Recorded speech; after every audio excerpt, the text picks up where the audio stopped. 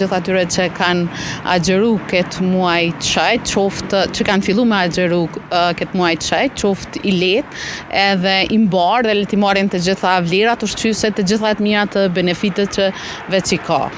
Përveç benefiteve, duhet me pas shumë kujdes në ushqim. Cilat janë, le të themi, kujdesi që duhet me pas qytetarët në ngrënien e iftarit?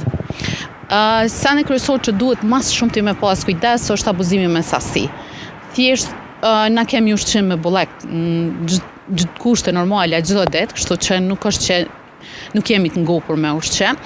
Ideja është që gjatë muajit të Ramazanit me pas sa ma shumë kujdes të pjesa e sasisë, mos flasim edhe të cilësia, kryesisht ushqimet, mjëik ushqimet të përpunume, mishrave të skuqura, mjëik kryesisht brumit mos të madhe.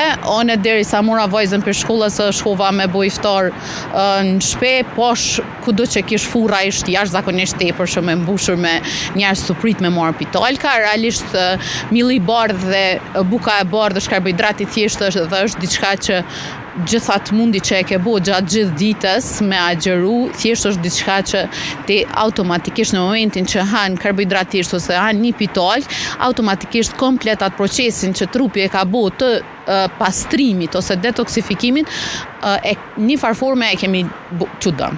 Cilat ushqime duhet me i konsumu gjatë iftarit, por edhe syfyrit që është një vakt që është para